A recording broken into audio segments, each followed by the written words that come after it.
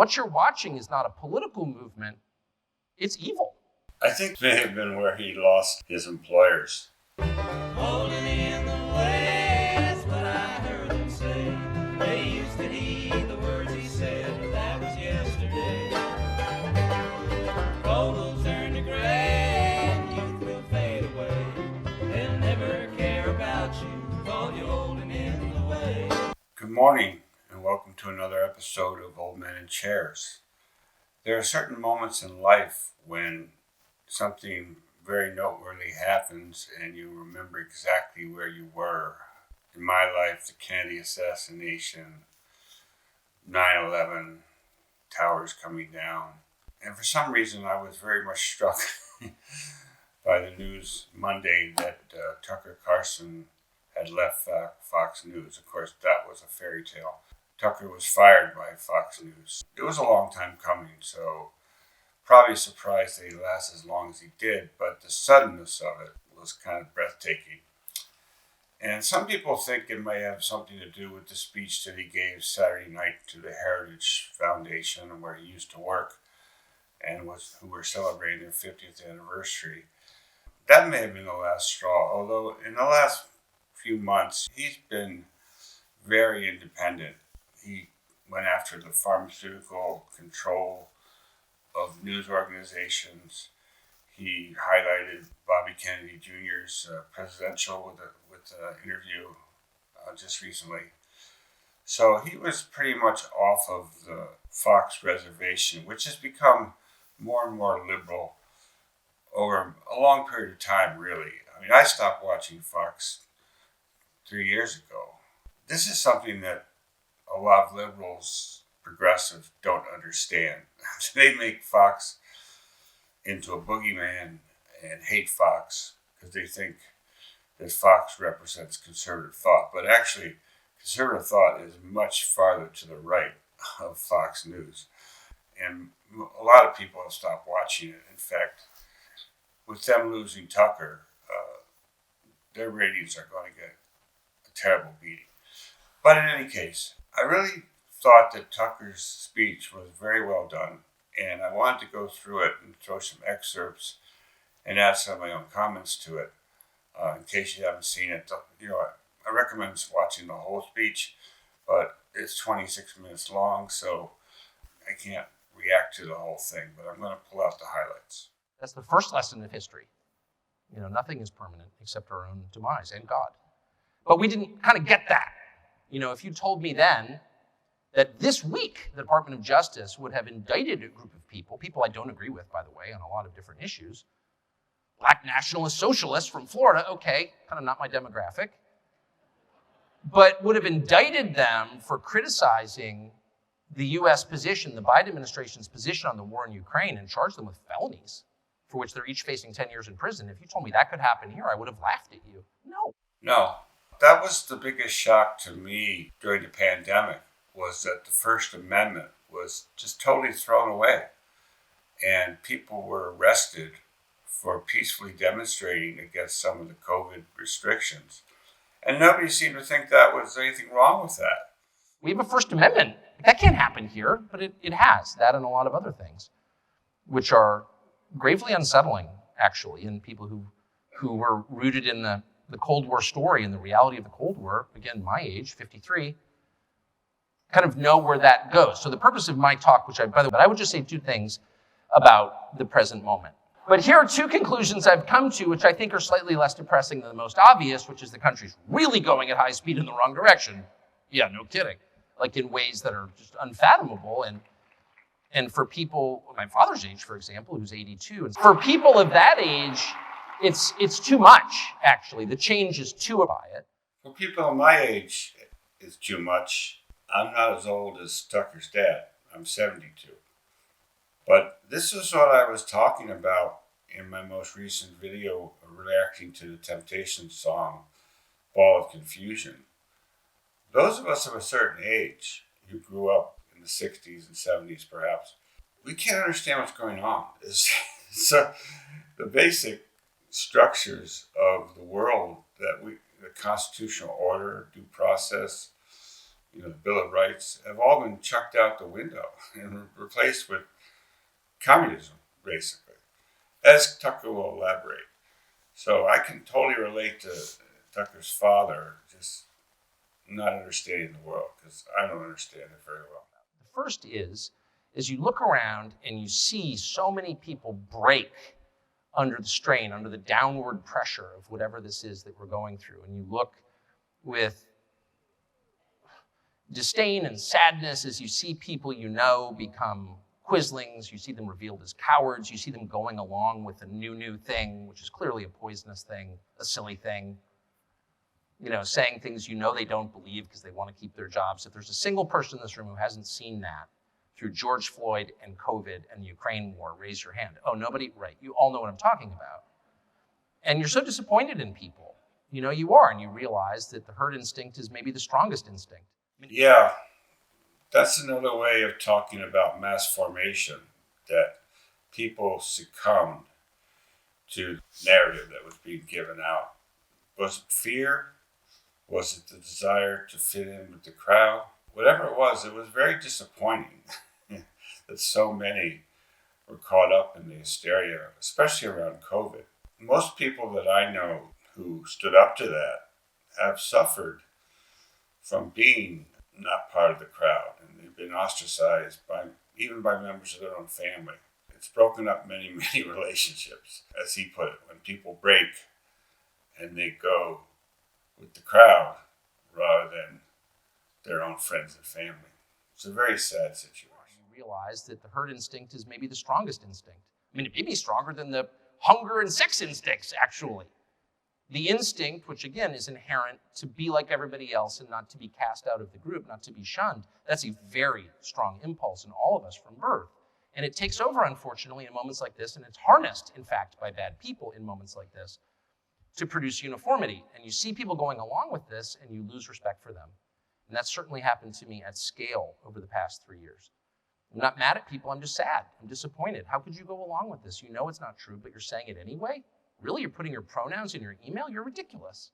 I think the reason that Tucker is one of those that did not go along, perhaps, is that even though Fox News is based in New York City, apparently they let him broadcast from his house in Maine during COVID. So just to get away from the insanity, those of us who live in upstate New York are very much aware of how crazy the people of New York City went in the last 3 years. Maybe they were crazy before that, but it really brought it out. And I think if you live in that environment and everyone around you is going crazy, it's much harder to resist. Tucker was lucky that he was allowed to basically live and broadcast remotely for a good part of those 30 years. So he had an escape hatch to get out with more normal people that live in the rural areas of the world, and not the crazies that inhabit, the big blue cities. So you know it's not true, but you're saying it anyway? Really? You're putting your pronouns in your email? You're ridiculous. I realized that I was so upset by the behavior of some people I love, frankly, in a country I revere and always have, that I wasn't praying for the country. That's on me, and we all should be. But back to my point. So you see the sadness happening. But there is, as there always is, this is a fact of nature and theology and of observable reality, there is a countervailing force at work always. There's a counterbalance to the badness. It's called goodness. And you see it in people. So for every 10 people who are putting he and him in their electronic JP Morgan email signatures, there's one person who's like, no, I'm not doing that. Sorry, I don't want to fight, but I'm not doing that. It's a betrayal of what I think is true. It's a betrayal of my conscience, of my faith, of my sense of myself, of my dignity as a human being, of my autonomy. I am not a slave. I am a free citizen, and I'm not doing that. There's darn few of those people that remembered that they were free citizens. But there were a few from the earliest time. One of my biggest disappointments here locally in Livingston County, when the state was so overbearing with all their COVID regulations And the county health department, was right in lockstep with the state health department on all this insanity. We went to the Board of Supervisors. We said, please, declare independence from the state. Don't follow them down this crazy path. And out of 17 town supervisors who make up our county board, there are only 3 that were willing to stand up and say this is wrong. Maybe that's the right percentage of people who are willing to fight. You wish it were more, but unfortunately, it's not. I am not a slave. I am a free citizen, and I'm not doing that. And there's nothing you can do to me to make me do it. And I hope it won't come to that. But if it does come to that, here I am.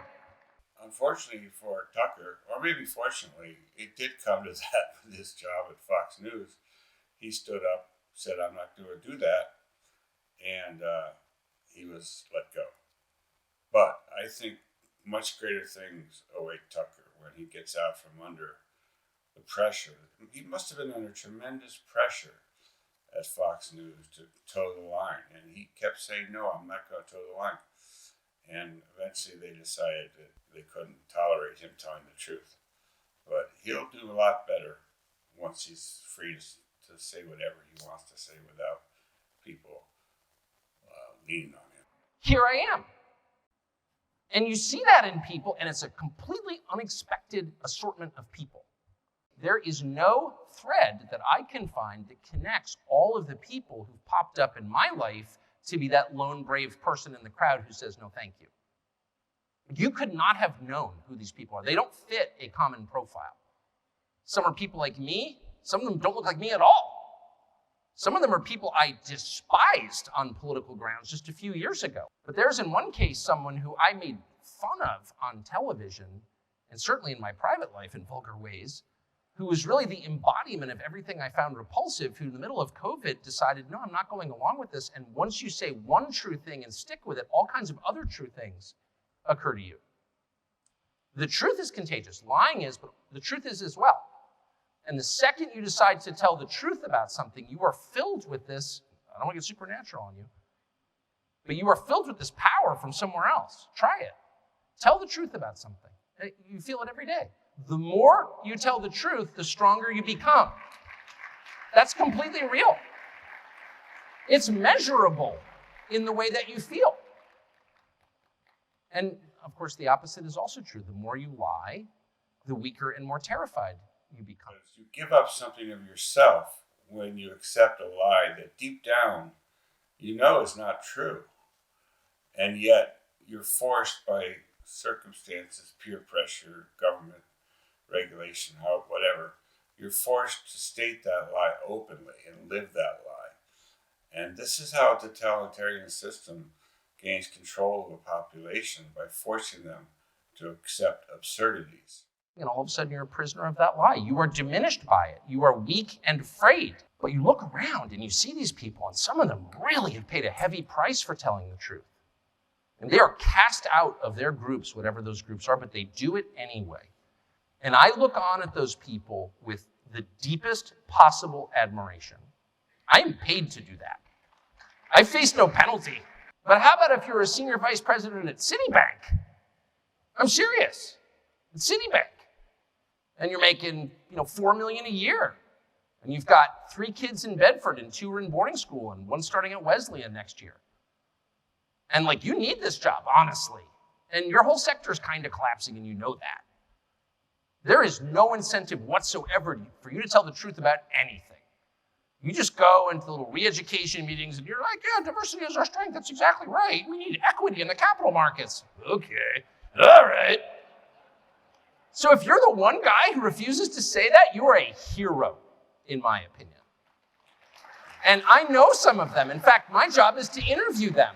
No one is trained to stand up in the middle of a DEI meeting at Citibank and say, this is nonsense. And the people who do that, they have my deepest admiration. And so their example really gives me hope. It thrills me. I talk to them all day long, people like that. That's the first thing. We should, in this sad moment of profound and widespread destruction of the institutions that people who share our views built, by the way, earlier generations that would agree substantially with every person in this room. They built those, and now they're being destroyed. And that's so depressing. But we can also see rising in the distance new things, new institutions led by new people who are every bit as brave as the people who came before us. Amen. I think that's what makes it so hard on a lot of us, is that we do have family heritage going back so far into the early days of the Republic.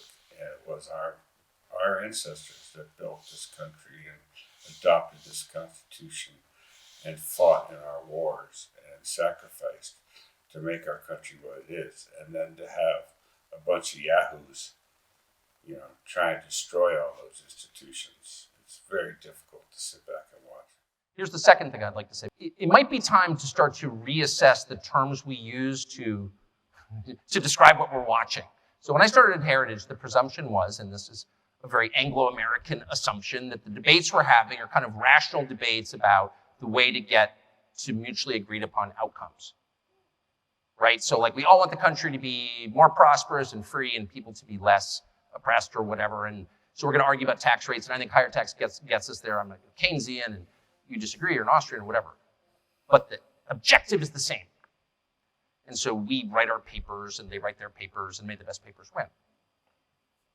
I don't think that's what we're watching now at all. I don't think we're watching a debate over how to get to the best outcome. I think that's completely wrong.